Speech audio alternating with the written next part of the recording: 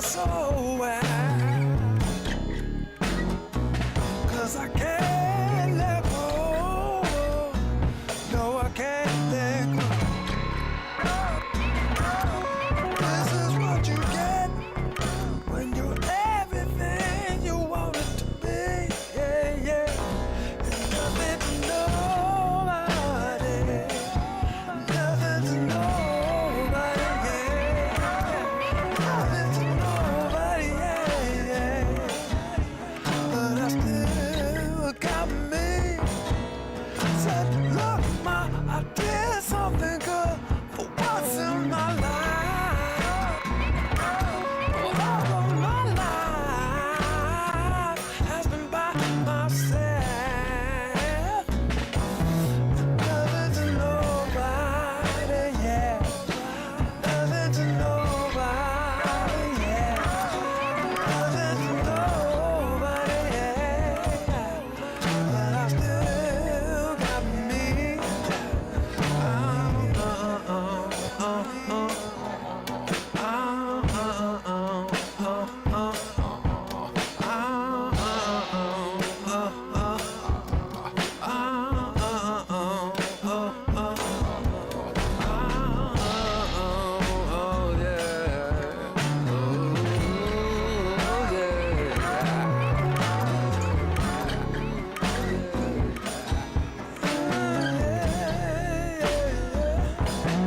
I was in love once.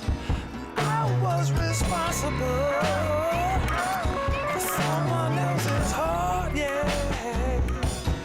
Failed to make good, couldn't make it right.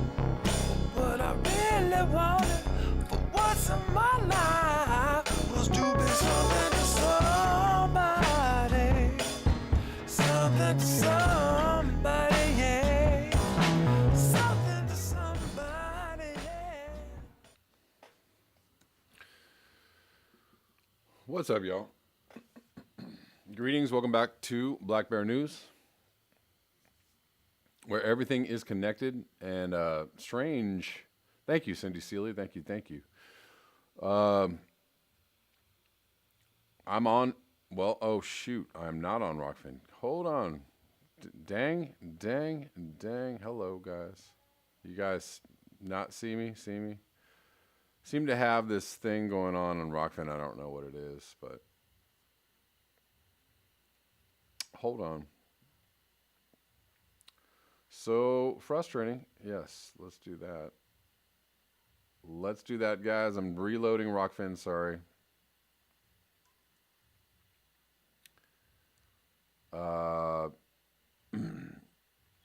Well, hopefully Rockfin will come back. I apologize. I don't know what's going on, but super frustrating.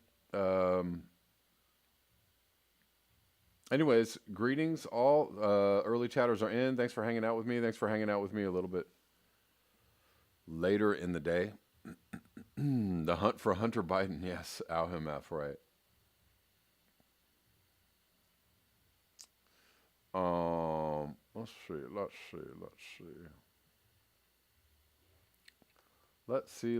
Let's see. Cool, I'm glad you like the music. I realized yesterday it sounded probably a little bit weird on the intro, so I did something else. So hopefully it sounds a little more, full spectrum, I guess. Anyways.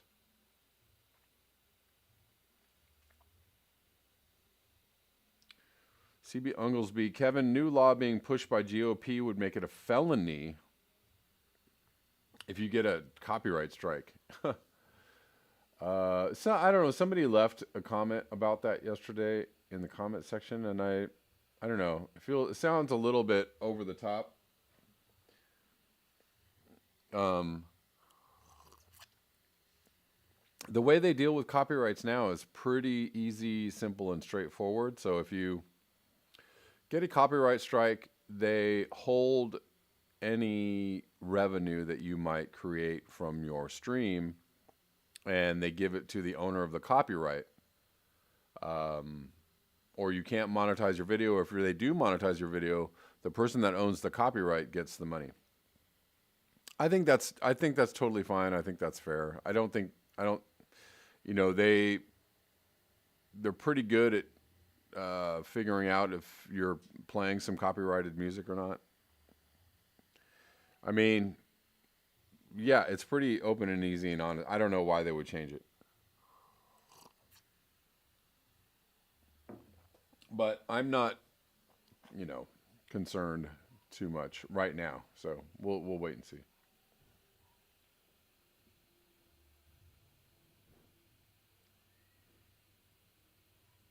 Violent hippie fully on the spectrum. Good, good, good, good. Thank you. That's what I wanted to know.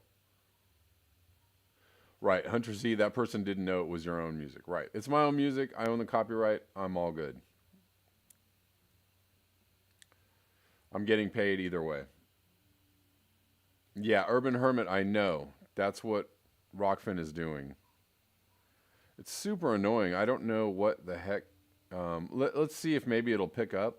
No, this was happening before, and somehow it just kind of picked up. I know.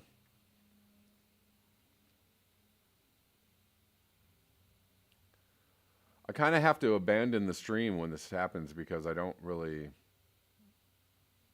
what else to do. And I don't really want to sit here playing with it because we've already started this stream. So, the stream itself is not showing up in the live stream. So we'll try one more time. We'll try one more time. We'll see what happens one more time.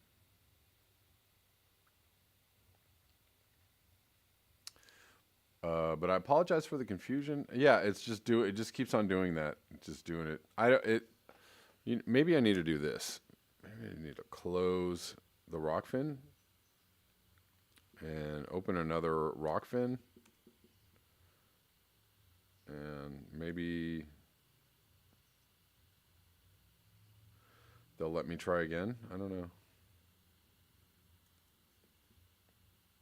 It's some weird glitchy thing with Rockfin. I don't know. I don't. Yeah, it just keeps on going.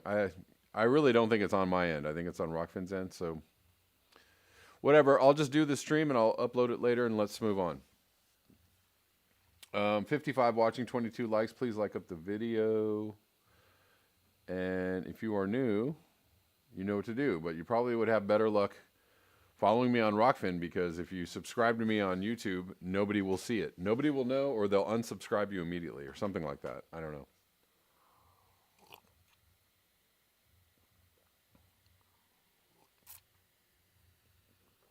I will be playing some more music. I think that's a good intro song for now. But I have some other tunes from my latest that I think y'all might like to hear. Anyways, okay, let's... Rich Diana says, Kevin tried Rockfin every way possible yesterday but couldn't log. Yeah. Sorry about that. I don't know. It's easier for some than for others, and I don't know. But otherwise, I really think it's a great platform. Glitches aside, I think it's a great platform, and they treat me nicely. Oh, by the way, on Rockfin, it's not working now, but when you tip me, they pay out. I found out that they paid out the tips at the end of the month in cryptocurrency. So that's awesome for me. So I appreciate your tips on Rockfin. I can see your chat, Anthony Davis. Yes, you're here.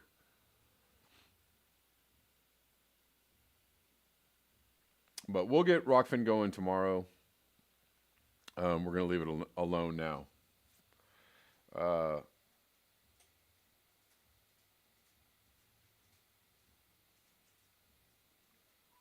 I really like this tweet from Pat the Progressive.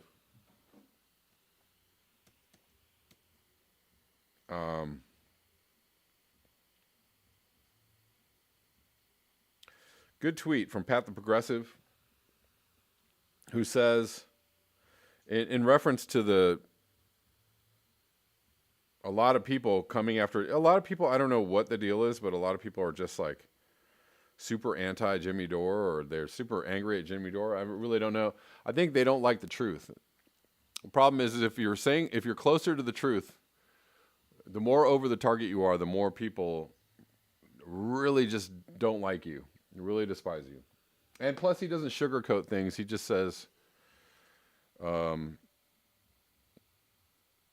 what needs to be said, right? I appreciate that about him. But anyways, Pat the Progressive says the question is, should progressives in the House leverage their speaker vote to get a floor vote for Medicare for all? Lots of people who don't like Jimmy Dore agree with him, so making this about Jimmy Dore is silly and a cheap deflection from the argument. Exactly. There's a lot of people, oh, Jimmy Dore is just a bad person. Right.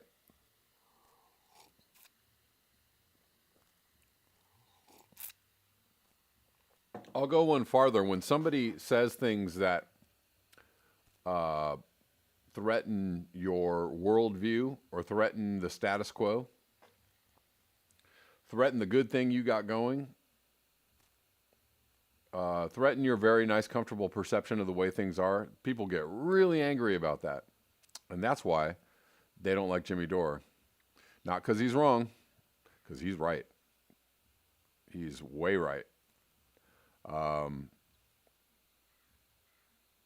And he's way ahead of the pack. And so that makes him a target and an enemy of a lot of people. Anyways, let's move on.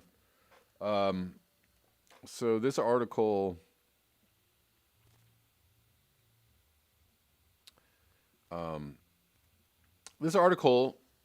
is from abcnet.net.au, Australia.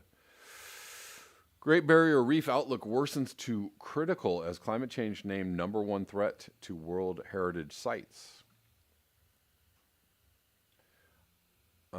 Doing this channel actually feels like Groundhog's Day every single day, because I feel like I read the same articles over and over. And sometimes when I start reading an article, I feel like I just read this article, or did I read the same article a week ago? Did I see it? That happens every single day.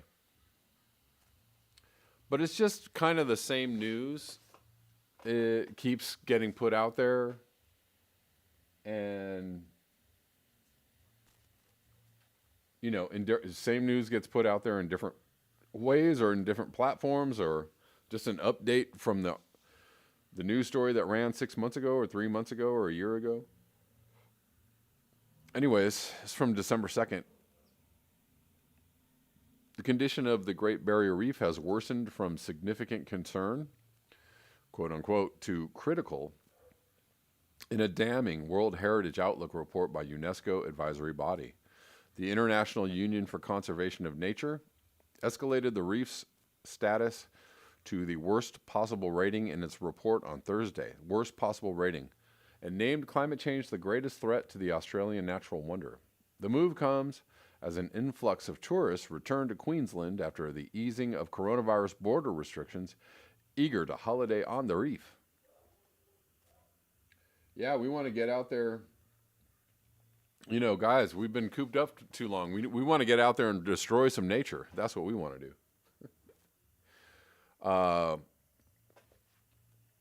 By the way, Kuro, I'm assuming you're in the chats, Kuro. I got your email. Yes, you are. I got your email. I didn't have a chance to respond to it. Just life is, I don't know. Sometimes I feel like I'm just barely holding on to the reins. Anyways, to get back to this story.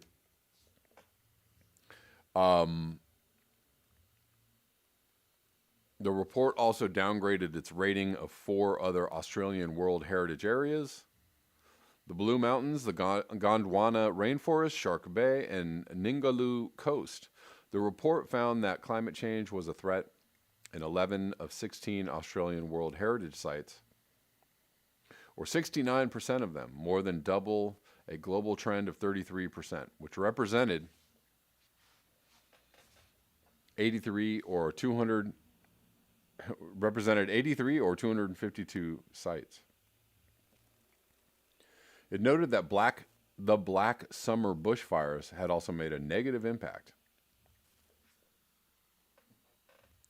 All right. Sure. Of course they did, because they didn't make a positive impact, that's for sure. Climate change, the greatest threat.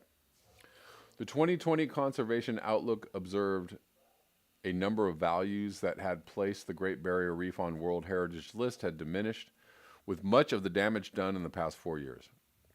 There has been a further dramatic decline at the reef as a result of the 2016, 2017, and 2020 coral bleaching events, the report said.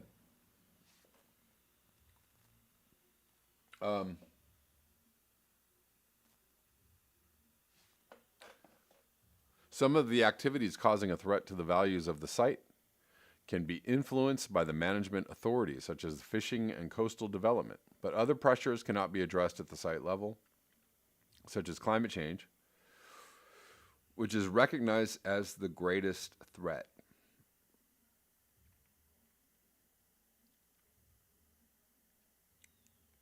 The IUCN is the official advisor on nature to the UNESCO's World Heritage Committee. Its report uses the opinions of international experts who weigh up the natural values of World Heritage sites while assessing how well protected they are from ongoing and future threats. A very grim outlook. Scott Heron, an associate professor in physics at James Cook University in Townsville, said he was surprised and shocked.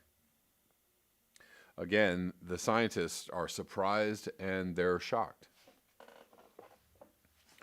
over something that they know is happening and they can see coming, and they absolutely know and understand that it's going to get worse very quickly. They all know this because they're very smart people with degrees. They're professors. They work at universities. They all have access to all this information, and yet they're surprised and shocked by the deterioration of the reef's condition.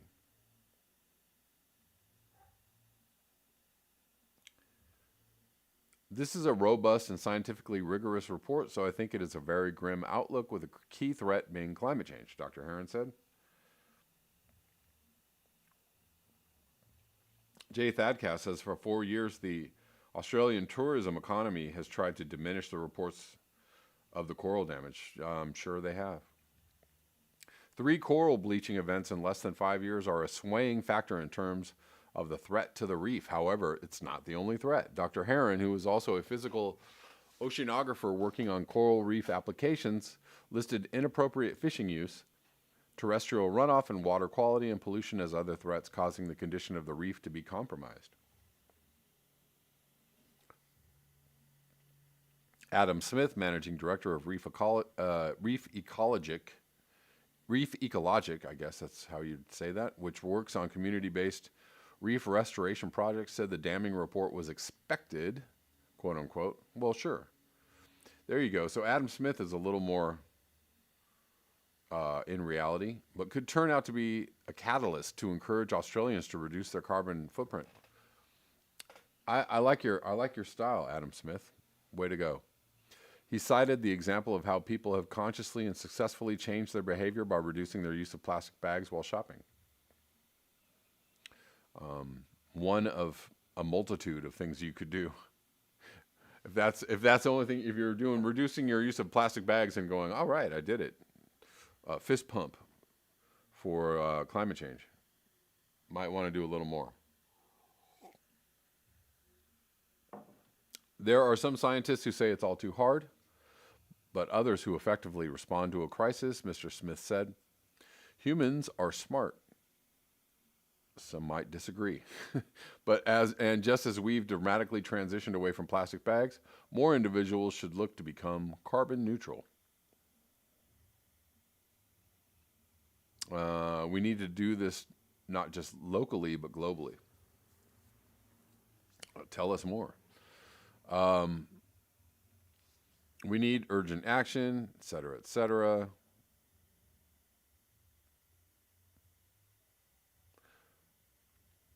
North Queensland Conservation Council community campaigner Crystal Falknow described the state of the reef as terminal, quote unquote, and urged stronger action against climate change from government. This report is a massive red flag that climate change is happening right now, Ms. Faulkner said.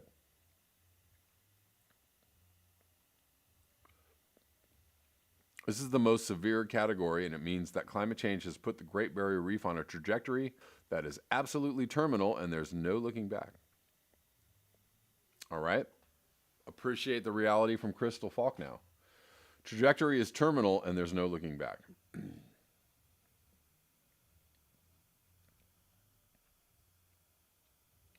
Governments need to show strong leadership on global stage and reduce carbon emissions, blah, blah, blah.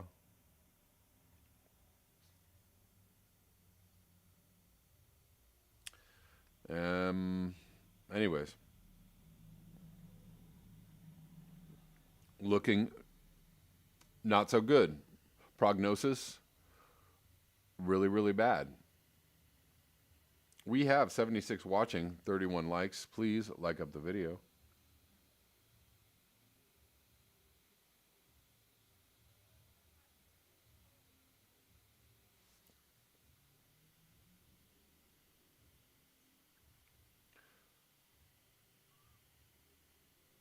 Let's move on.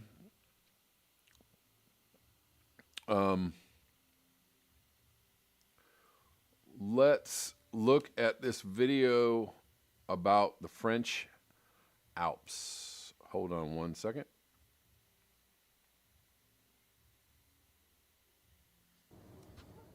Striking and majestic, the French Alps are an enchanting sight. For thousands of years, people have lived and worked in the mountains or simply come to admire them. But scientists warn these ancient peaks are crumbling. Rising temperatures are melting permafrost, the frozen soil and ice that holds them together, speeding up erosion and triggering dangerous rockfalls. Glaciologist Florence Magnat says the high vertical rock faces of the Alps are particularly vulnerable to changes in temperature. We have noticed that in warm periods, particularly the last 2 or 3 decades, rockfalls have been more frequent than in past colder decades. Also, when the summers are very hot, as they were in 2003 and 2015, the rockfalls happened more often. Glaciers are also melting faster than before. There are 4,000 in the Alps chain that spans 7 countries. Scientists say half will have disappeared by 2050. Climate change is also transforming low-altitude mountains like those in the Vosges region in eastern France. It still snows here every winter in Ventron. The problem is the snowfall has become less reliable, the ski season much shorter. So that's why the operator this year has decided to close the resort. Thibault Leduc's grandfather created this ski resort. His family have always run it. Oh, drat. No more skiing. No more skiing fun for the humans. Yeah, that's just a little taste of what's happening in the French Alps. This is yet another story that's ongoing. And this is one of those extremely obvious signs that are very hard to miss, especially if you're looking with your eyeballs.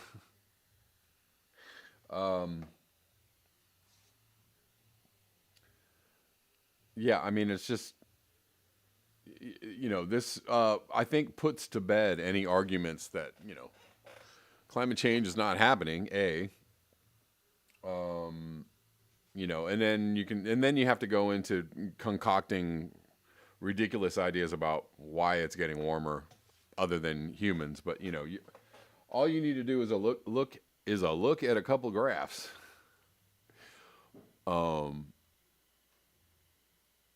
You know, a couple of very simple, real, concrete graphs about the trajectory of CO2 in the last 100 years. And it's pretty easy to correlate the rise in CO2 to the rise in temperature. You know, and people want to get all super complicated about it, and you know, oh my God, we've seen higher CO2 in other times, and The climate is always changing, and the Earth's crust is venting gases and blah, blah, blah, blah. One more time, for those playing at home, it's very, very simple. You don't have to complicate it. It's super simple. Lots of humans burning lots of fossil fuels, creating lots of CO2, creating higher temperatures. It is a straight line from one to the other to the other. So if you're looking for other things going on, you're probably just really trying very hard not to look at the obvious things. Anyways, we have a birthday, Cornholio? It's your birthday? Say what? Is it your birthday, Cornholio? Happy birthday. Happy birthday, Cornholio.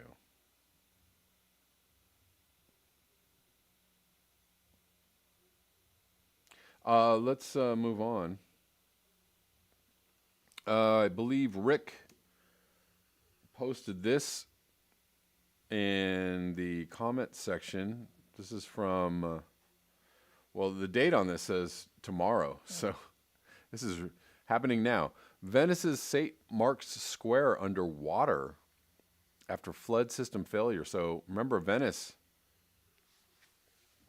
had some extreme high sea level or water level rise and was flooding out the city as recently as a year ago. Venice's St. Mark's Square has been left underwater after a newly installed system of mobile artificial dams failed to activate. Long accustomed to perennial aqua alta or high water events, residents pulled on their rubber boots once more to deal with flooding that reached a high of 1.37 meters above sea level on Tuesday afternoon. The waters drowned St. Mark's Square, the Renaissance city's lowest area, at about 1 meter above sea level and invaded the famous basilica as many shopkeepers blocked their entrances with wood panels to keep the water out. The massive MOSE flood defense system designed to protect Venice's lagoon during high tide was finally installed in October. Here's the famous, the barriers, the flood, the sea level rise, techno fixes.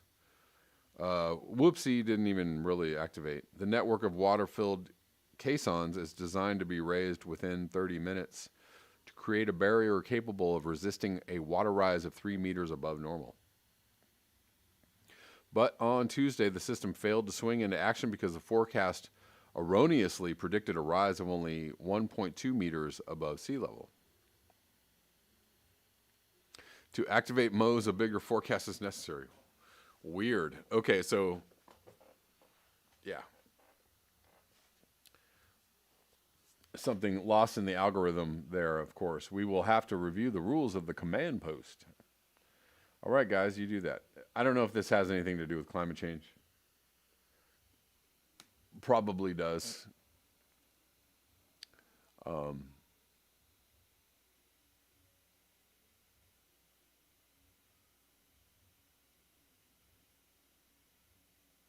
Osama says higher than expected. Yes, higher than expected, indeed. No mention of climate change in that article, so who knows? Okay, I want to read this. This is very interesting Twitter thread. I'm not going to read the whole thing because it's very, very long, but interesting nonetheless. This is a long thread composed of screenshots of the entire first chapter of Kim Stanley Robinson's novel, The Ministry for the Future. This is Dr. Genevieve Gunther tweeted this out. Please read it all. Don't look away, is what she says. So this is, I guess, a novel about a dystopian climate ravaged future.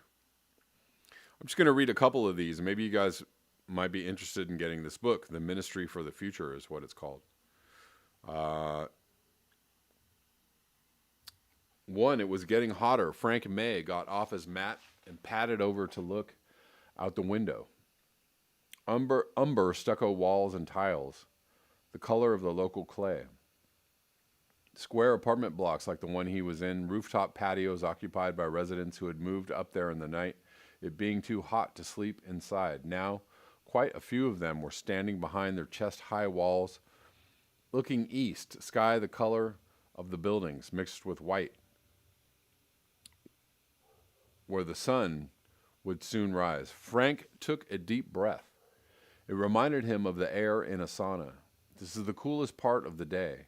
In his entire life, he had spent less than 5 minutes in saunas. He didn't like the sensation.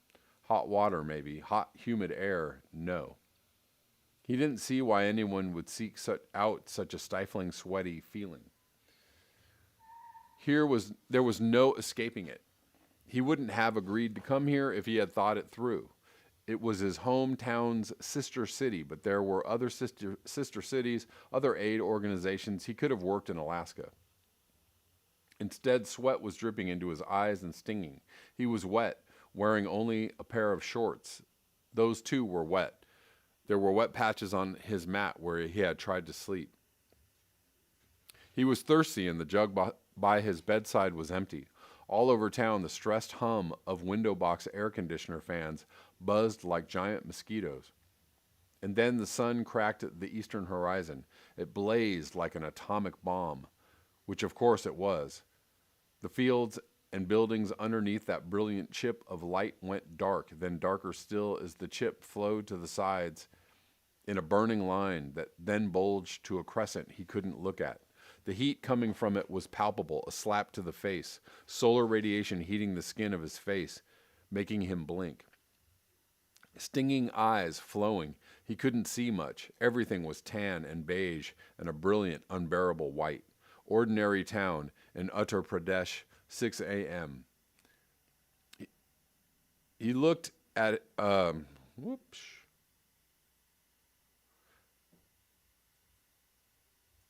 I think I missed something here. Hold on. Maybe not. He looked at his something. Humidity about 35%, I guess. The combination was the thing. A few years ago, it would have been among the hottest wet bulb temperatures ever. I think he looked at his thermometer, but I guess we missed that. A few years ago, it would have been among the hottest wet bulb temperatures ever recorded. Now, just a Wednesday morning. Wails of dismay cut the air, coming from the rooftop across the street. Someone on that roof was not waking up. Frank tapped his phone and called the police. No answer. He couldn't tell if the call had gone through or not. Sirens now cut the air, sounding distant and as if somehow submerged. With the dawn, people were discovering sleepers in distress, finding those who would never wake up from the long, hot night, calling for help. The sirens seemed to indicate some of the calls had worked. Frank checked his phone again, charged, showing a connection, but no reply at the police station. He had had occasion to call several times in his first 4 months here. 2 months to go, 58 days, way too long. July 12th, monsoon not yet arrived. Focus on getting through the day, one day at a time. Then home to Jacksonville, comically cool after this. He would have stories to tell, but the poor people on the rooftop across the way. Then the sound of the air conditioners cut off. More cries of distress. His phone no longer showed any bars. Electricity gone. Brownout or blackout. Sirens like the wails of gods and goddesses. The whole Hindu pantheon in distress. Generators were already firing up.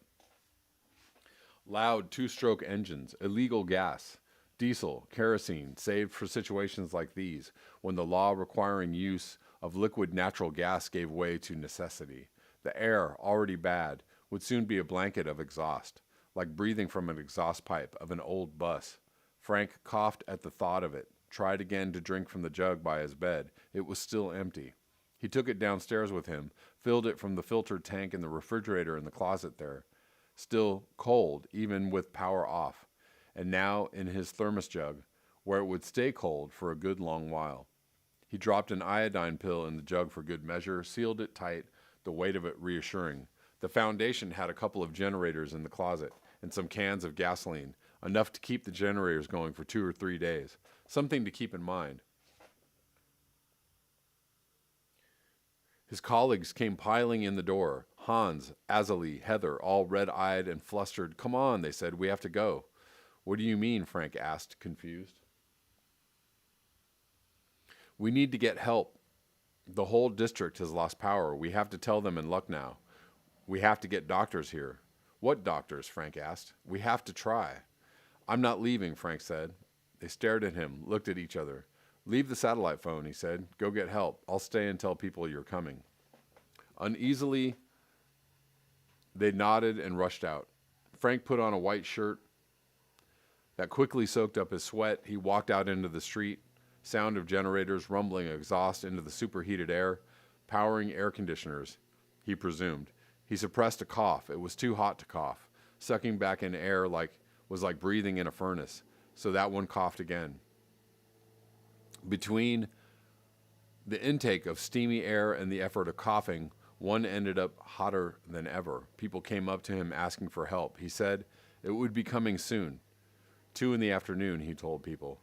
Come to the clinic then. For now, take the old ones and the little ones into rooms with air conditioning. The schools would have AC, the government house. Go to those places. Follow the sound of generators. That's all I'm going to read, guys. I just thought that was kind of cool.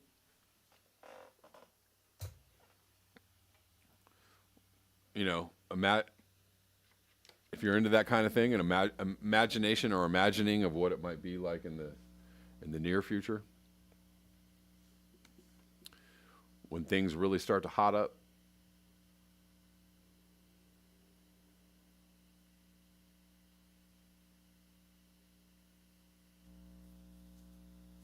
Let's see. Sam Carana, Jimmy John says Sam Carana is Dr. Carmen Solana from University of Portsmouth. She's a volcanologist genius. Okay. Sam Carana is a real scientist. We are all Sam Carana, says Rich Diana. Okay, cool. Good to know. 90 watching, 49 likes. Please like up the video. Give us some more likes before we go. We're not going yet though. We got a few more minutes, guys. All right, Basil, have fun with your play date and your puppy. Enjoy. Anthony Davis says, try living in Dallas for one summer right next to heavy traffic 24/7. I know exactly what you speak of because I've traveled through Texas extensively. And I've been in Dallas in the middle of the summer. In all parts of Texas. Houston is even worse, more humid. It can be fairly brutal. Let's move on.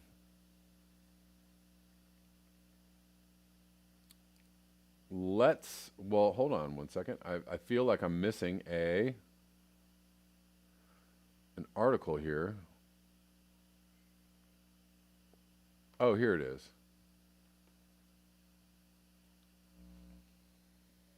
Did y'all hear about Biden's pick for Ag Secretary?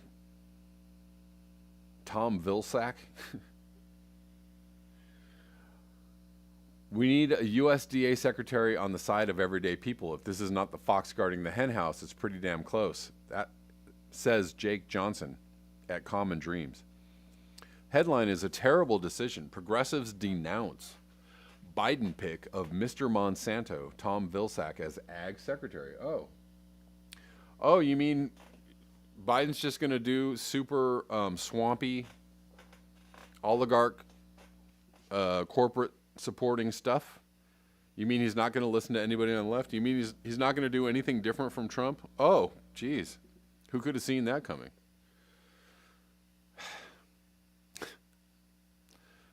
President-elect Joe Biden's reported decision to nominate Tom Vilsack to lead the U.S. Department of Agriculture was met with immediate backlash from progressives, who argued the former Iowa governor's industry-friendly record as Obama's USDA chief should have disqualified him from returning to the role.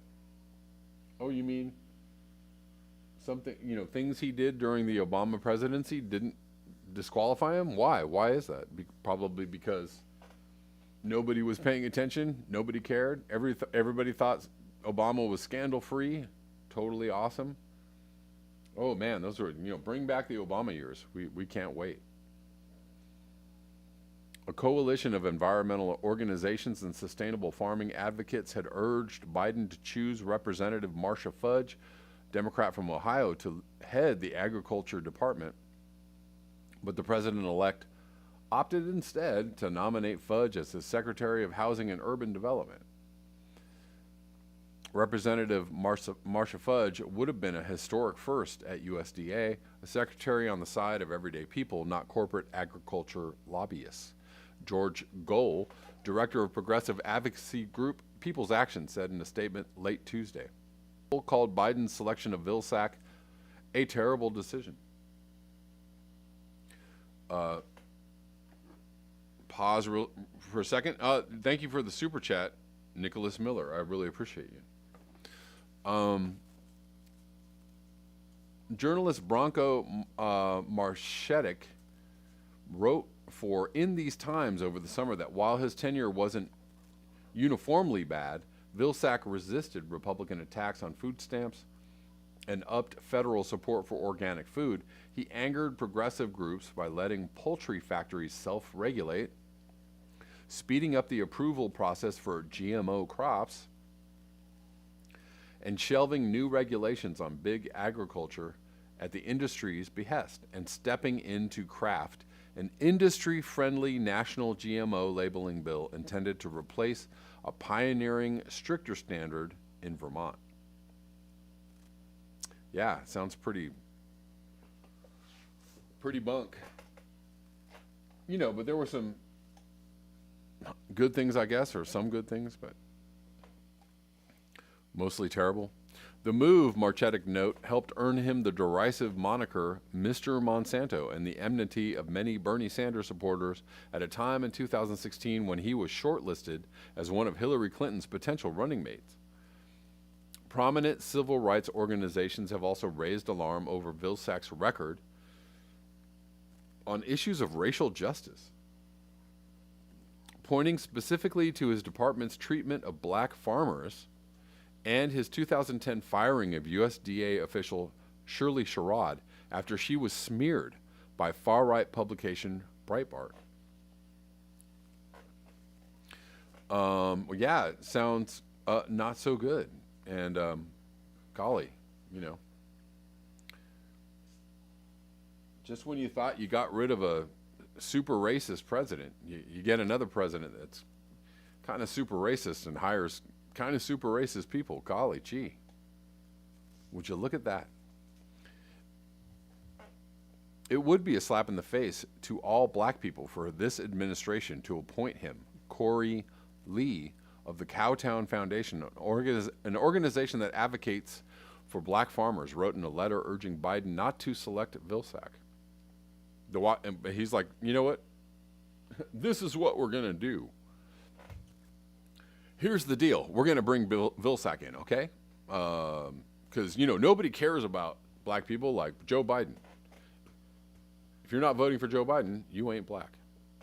The Washington Post reported that during a meeting with Biden on Tuesday, NAACP President Derek Johnson told the president-elect directly that he did not want Vilsack to be given the agriculture job. So Biden's like, yeah, thanks for the input. Anyways, Tom, come on over. Gohl of People's Action also highlighted the Sherrod firing and added that during Vilsack's tenure as secretary, USDA foreclosed on black farmers after they complained about Wow. So hold on. Vilsack, who was during his previous tenure during the Obama administration, foreclosed on black farmers after they complained about discrimination. Oh, you got complaints? Well, here you go. We're going to foreclose on you. like we foreclosed on 5 million other people who lost their homes during the Obama administration. Thanks, Obama. That was awesome. We need a USDA secretary on the side of everyday people who rely on the department in rural, urban, and suburban communities, Goal said. Instead, we're getting a revolving door appointment. If this is not the fox guarding the hen house, it's pretty damn close. Oh, so there you go. I found, and to kind of round out this video, I want to go back to this article about Joe Biden and his ridiculous things. He said to some Black Caucus members, I found the audio that I wanted to play for you. And this is it. Where is it? Yeah, this is pretty crazy. Hold on. I'm going to see if I can find this quickly. It wouldn't be the holiday season if there wasn't candy, right? Don't you love Celebrate ads? the holiday Hold on one season with second. the Holiday Crush. They've sprinkled candy with a holiday theme and fun-packed challenges every week for 5 whole weeks, finishing on January 4th. The more challenges you complete, the better your chances of unwrapping delicious rewards. So, are you ready to crush the holidays? Play the Holiday Crush. Hold on one second, Download guys. From the App Store, Google Play, or Windows Store for free. Terms and conditions apply. This is Sarah Koenig, host of the Serial Podcast. I want to tell you about our new show, Nice White Parents. Reporter Hannah Still going. spent years looking into this one middle school in her neighborhood. She investigated the school's history and finally realized she could put a name to the unspoken force that kept getting in the way of Hold on, blah, blah, blahs. white parents. How white parents can mess things up for everyone else. This is the fun part, guys. Nice White Parents is made by Serial Productions, a New York Times company. Yeah. Find it wherever you get your podcasts. Kevin Shanholzer, I agree with you. Okay, now we've gotten over that. Let's see. Okay, here we go. Here we go. Was the president of the National Coalition on Black Civic Participation. And soon-to-be former Congressman Cedric Richmond, who Biden has named an assistant to the president. In many ways, it was a Zoom call like any other. Can't hear you, Cedric. You're on mute. It also included a few Biden-esque boasts. I'm the first person, black or white, who called attention to the fact that you were finding that there was the rate of people who were African Americans who are dying was 3 times that of white people. Hold on, I gotta pause right there because what the hell is he talking about? He's I mean, completely out of his mind. He's the first person to figure out that more black people were dying than white people. What? Say what? I somehow Joe Biden is just, he's kind of everywhere. And he's like, yeah, I'm the first one. Okay, go on. Tell me more, Joe Biden. I don't carry around a stamp on my head saying progressive and I'm AOC, but I have more of a record of getting things done in the United States Congress than anybody you know. Anybody you know. Okay, yeah, shouting down some black leaders. I don't have a stamp on my head that says I'm a progressive, but I'm just doing things, and you better believe me because I'm going to tell you really loudly about it. Because if I tell you loud enough and repeat myself, that means it's true. Some Biden cringe. By 2040, this country is going to be minority white European. You hear me? Minority white European. And you guys are going to have to start working more with Hispanics, who make up a larger portion of the population than y'all do. What? Yes, Grateful Dan. He sounds a lot like Trump, doesn't he? A lot like Trump. Completely tone deaf. Completely insensitive. And he's telling black people, you better start working with Latino people because they're going to be the majority. We're going to be the minority, and you guys are going to have to figure it out. What? And some Biden temper. Let's get something straight. You shouldn't be disappointed. What I've done so far is more than anybody else has done this far. Okay? Number one. Number two, I mean what I say when I say it. But it was also a space for an Just, yeah. I'm just, how dare you question me because I'm just doing stuff. airing of, if not grievances, at least slight disappointments, and a forum for civil rights leaders to lobby Biden on. I think the other quotes in here that I want to play for you are the ones that I played yesterday. But I just wanted to play you a few of those choice Bidenisms. I mean, the guy just can't take any criticism. Shouts people down. Just rambles on. Loses himself in the middle of sentences. So, it's going to be a good 4 years. It's going to be fun. Kiro Hike says, I can hear the planet being saved. Indeed. Hunter Z, incremental dementia.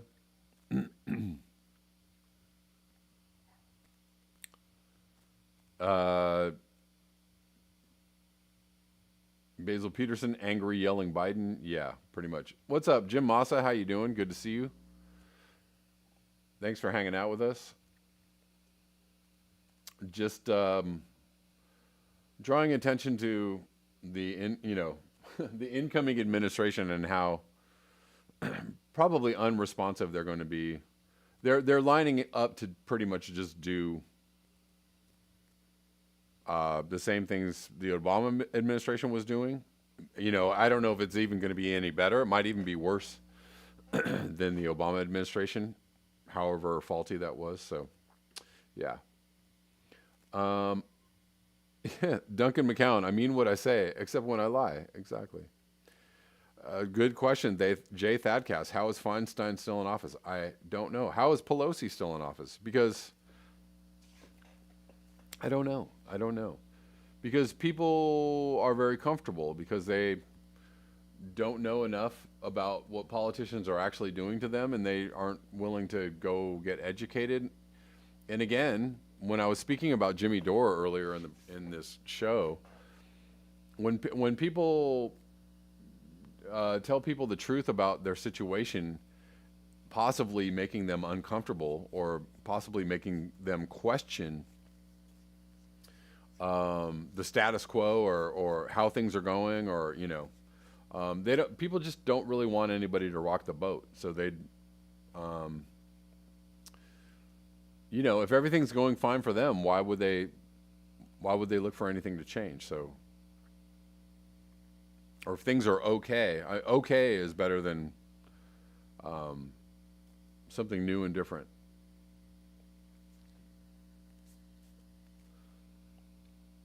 Yep. I mean, it's just Feinstein, yes. Feinstein, Pelosi, Biden, Trump. I mean, how many people just can't even form sentences that are pretty much in control of our entire government, that are barely able to get thoughts across, or sentences out. I don't know. It's a little concerning, I would say.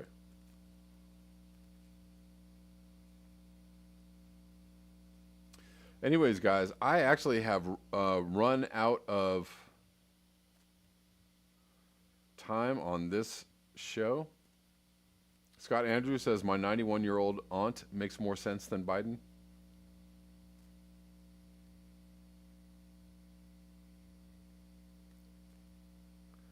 Nicholas Miller says, Al Gore in today's New York Times has an article that basically says Biden will help solve the climate crisis. Gore has obviously suffered some brain damage recently. I mean, everybody's just in the glad handing club. It's all, oh, he's great. Everybody's great. They're going to do a great job. That's just, I don't know. Political endorsement 101. Just everybody's just endorsing everybody's. Oh, we just look forward to everybody's. It's going to be fine. He's going to do his best, and we have the utmost confidence. I mean, that's just, just slathering everything with some good times and good feelings, and just don't upset the apple cart. Don't rock the boat. No bad feelings here, please. Everybody, keep it civil, keep it nice, because we don't really want to talk about anything that's painful that's happening to people, or things that people are concerned about. Yeah. Say what? Robert Araujo, is that real? Cuomo has been accused of sexual assault? Really? I'm assuming you're talking about governor. Wow.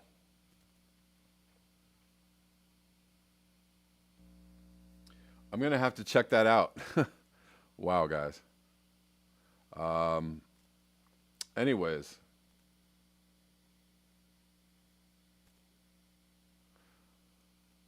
I am going to have to get out of here, y'all.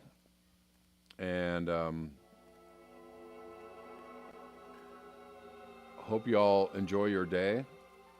Thank you for your eyes, your ears, and your conscience.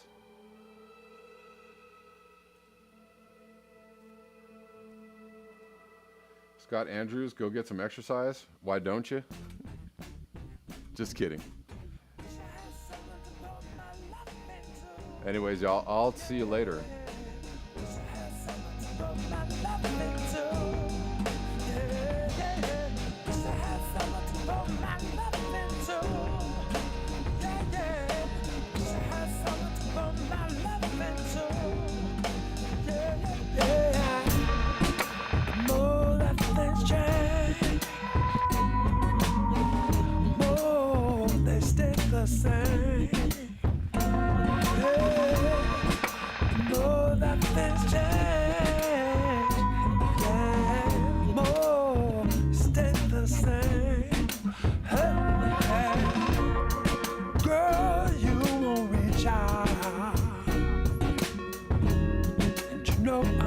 Sure.